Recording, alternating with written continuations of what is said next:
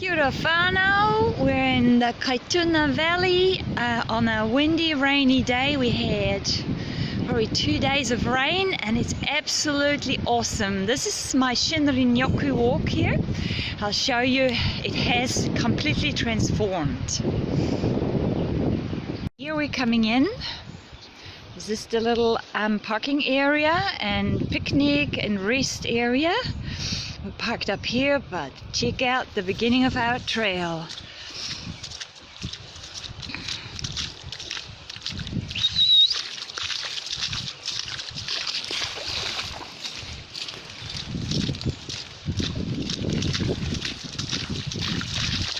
It has turned into a river because this is so great to see.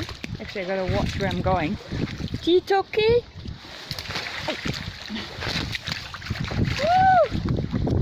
Just come up a bit more floating little fruits, orange fruits. It's just gorgeous. And the trail has turned into a small little creek.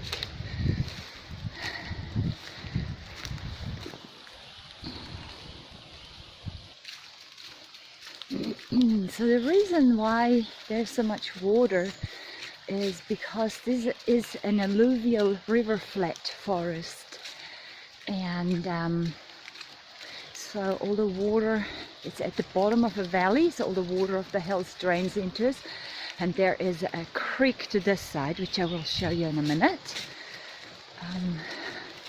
It turned into quite an adventure, our trail here. Of course, because it's pouring down with rain outside, but it's pretty sheltered in here.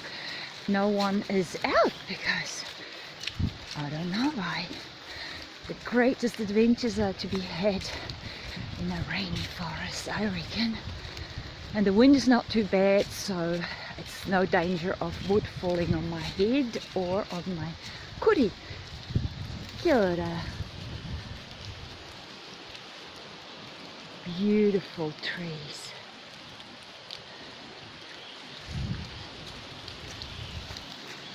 My favorite tea, kawa kawa. And everything looks so beautiful and shiny. When it rains, there's a special, it's almost like the forest is putting on some bling. Everything is sparkly.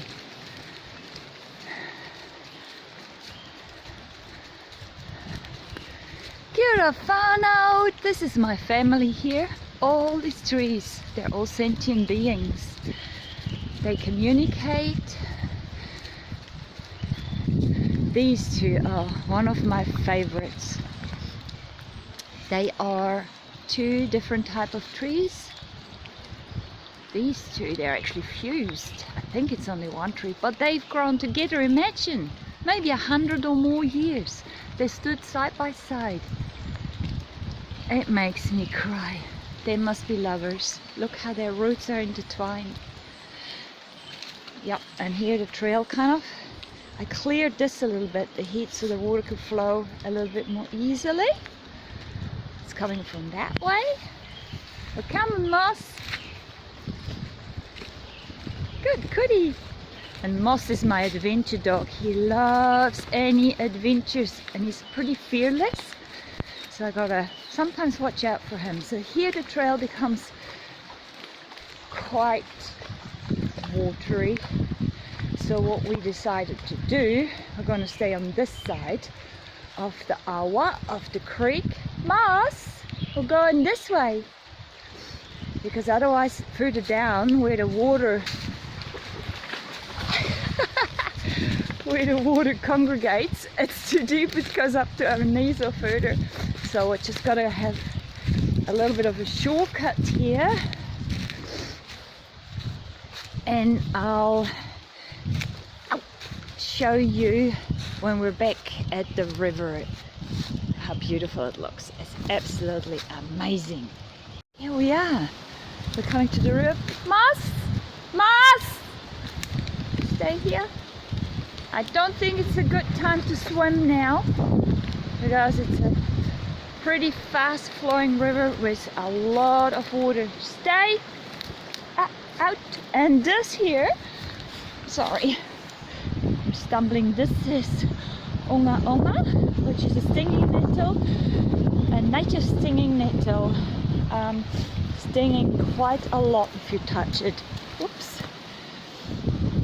So here you can see the river through. It's all banked up all the way up here, and this is another tributary feeding some water into it. So this river would have like probably 3 times as much water as usual. There we go. We'll carry on, show you some more later on. Here we're coming in a more exposed area in a minute. Another view of the river coming around the bend here. You can see it's quiet, and that means a lot of water and a lot of strings. I love these archways. It feels like we're entering into some sacred places. This is a native passion fruit here. For making like a solid wall. It's really, really cool and so perfectly sheltered down here. Now we're coming into the exposed side of the forest, which is the southerly side. As we are in the southern hemisphere, the southerly is our cold wind coming from Antarctica, and is where our rain comes from. So really, really awesome. And yep, nature created lovely shelter here.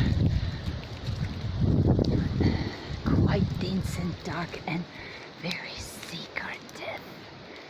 See? Just good fun. And then that's the typical river flats vegetation. And here we can see out in the farmland, because we are surrounded by farmland.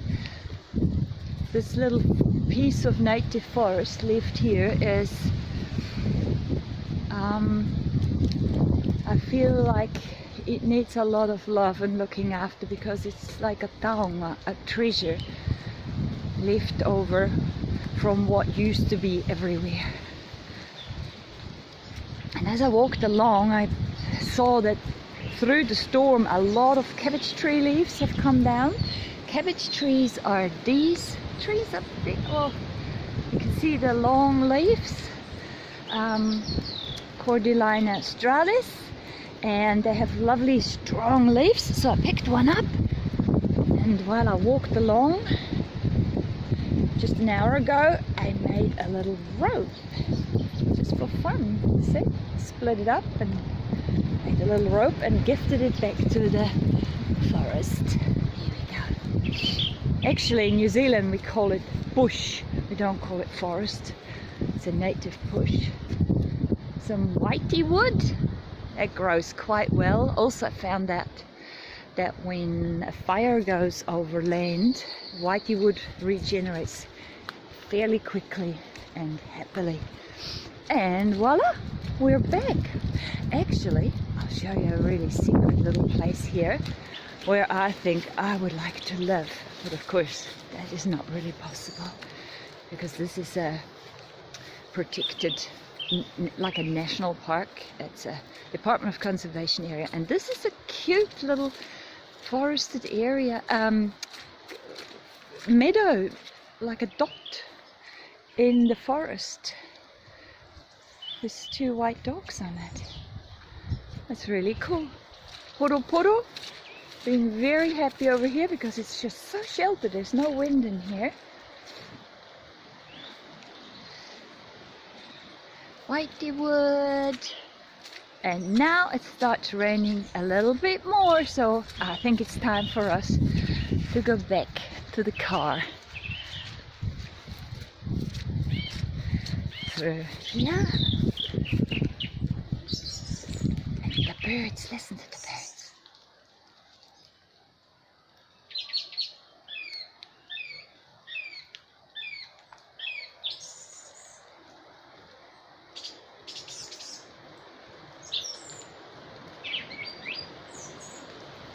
Such joy.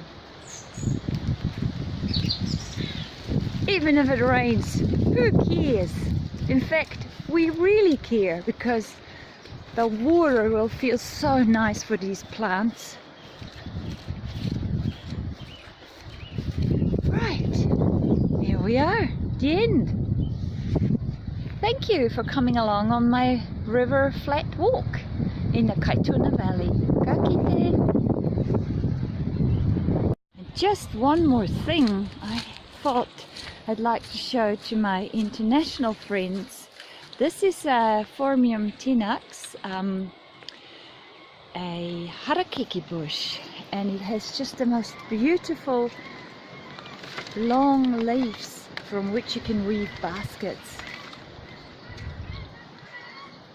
As you can see, it's quite a lovely wide leaf. You can make strips from it, whenua, and weave wonderful baskets and mats and backpacks and anything you want. Thought I'll share that with you. Kia ora!